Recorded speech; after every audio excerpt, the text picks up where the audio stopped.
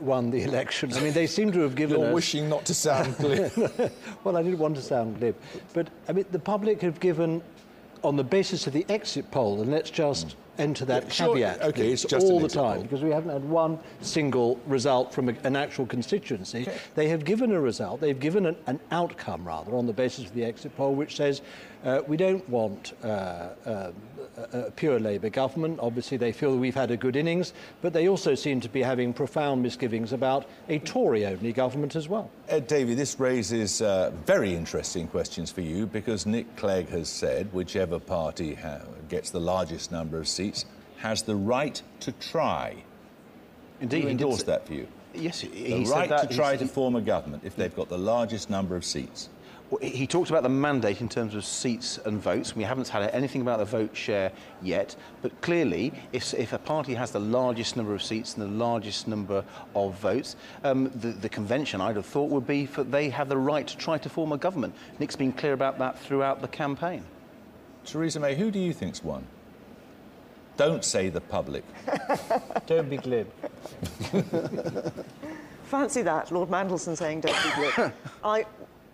All the caveats about the exit poll, but I think what we see from this vote, if that is correct, if that's the way things are going, is a clear vote for change, a positive vote for change from the British people.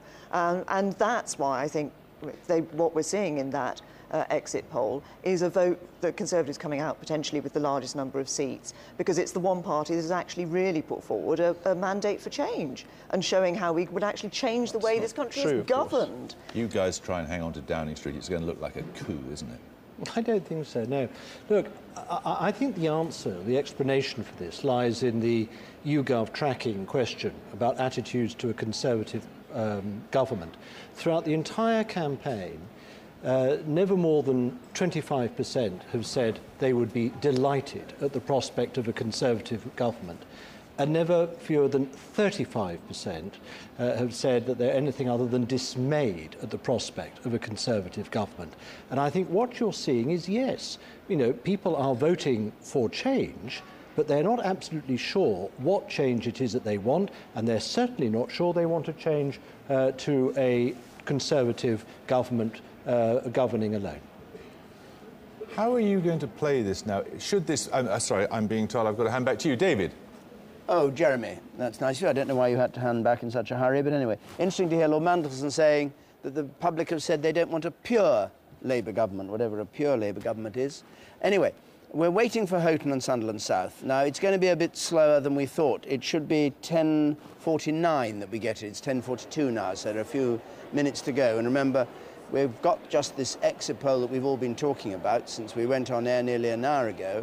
Sophie, do you think we're going to get 10:49? Is that going to be about right? Because it will give us the first idea of whether there's any reality to the exit poll, even the scant information that comes from Houghton.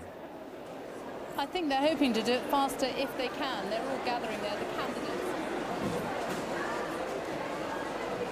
Right, well, they're gathering there. Anyway, we will go back there at the moment as soon as we can. Let's just have a look at the concept of the swing and the swingometer, the number of people who've switched their views since the last election and how this affects the outcome. Jeremy, can we do that? First of all, here's a map of the UK as it was